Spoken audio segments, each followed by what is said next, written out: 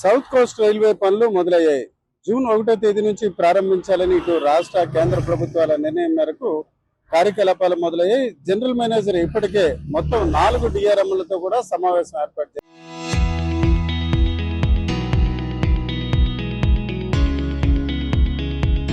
చేశారు.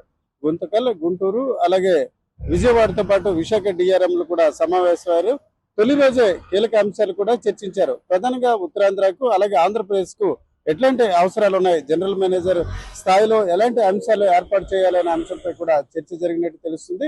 అధికారికంగా దీనిపై ప్రకటన లేనప్పుడు కూడా ప్రధానంగా ఇప్పటికే విశాఖతో పాటు ఇతర ప్రాంతాలు ప్రధానంగా చూసుకుంటే కర్నూలు, నంద్యాల అట్లాగే డోన్ లాంటి ప్రాంతాల నుంచి కేవలం 2 రైళ్లు మాత్రమే ఉన్నాయి. ఒక అమరావతితో పాటు ప్రశాంత్ ఎక్స్ప్రెస్. ఇటీవల కాలంలో చూసుకుంటే రాయలసీమతో ఉత్తరాంధ్ర వరకు చాలా వరకు సంబంధాలు పెరిగాయి. గతంలో చూసుకుంటే రాయలసీమ ప్రాంత వాసులు హైదరాబాద్ వైపు ఉద్యోగాలు అలాగే ఇతర అవసరాలకు వెళ్లే పరిస్థితి.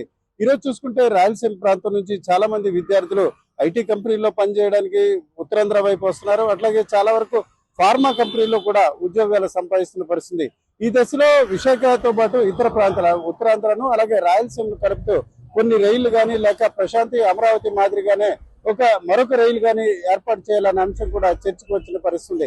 ప్రధానంగా చూసుకుంటే ఇప్పటికే ఈస్ట్ కోస్ట్ రైల్వే నుంచి సౌత్ కోస్ట్ రైల్వే కొంత వేరుపడడం, అలాగే ముఖ్యంగా చూసుకుంటే కేకే లైన్ ను మినాయించిన పరిస్థితి. అయితే కొత్త వలస నుంచి అరకు మీదుగా కొరాపుట్ అలాగే కిరండోల్ వరకు వెళ్లే రైళ్ల నిర్వహణ అంశం మాత్రం ప్రస్తుతానికి విశాఖ కేంద్రంగానే కొనసాగే పరిస్థితి. అయితే దీర్ఘకాలికంగా ఈ అంశంపై ఇటు ఏదైతే రాయగడ డివిజన్ కు సంబంధించిన అధికారులు అలాగే ఇతరులకు కొంత శిక్షణ ఇవ్వడం ద్వారా ఈ భారం నుంచి తప్పించుకునే ప్రయత్నాలు కూడా చేయాలన్న భావం కూడా ఇప్పుడు సౌత్ కోస్ట్ రైల్వే అధికారుల్లో ఉన్న పరిస్థితి. మొత్తానికి చూసుకుంటే ఉత్తరాంధ్ర ప్రజల దీర్ఘకాలిక కళ నెరవేరింది.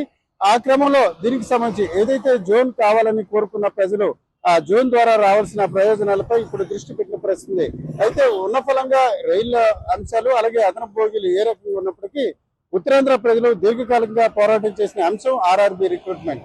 ఆ క్రమంలో ఇప్పుడు జోన్ ప్రధాన కేంద్రమైన విశాఖలో ఆర్ఆర్బి రిక్రూట్మెంట్ కేంద్రం వెంటనే ఏర్పాటు చేయాలి, దానికి తగ్గ ఏర్పాట్లు చేయాలన్న అంశంపై కూడా ఇప్పటికే టీడీపీ రాష్ట్ర అధ్యక్షుడు పల్లా శ్రీనివాస్ పేర్కొనడం జరిగింది.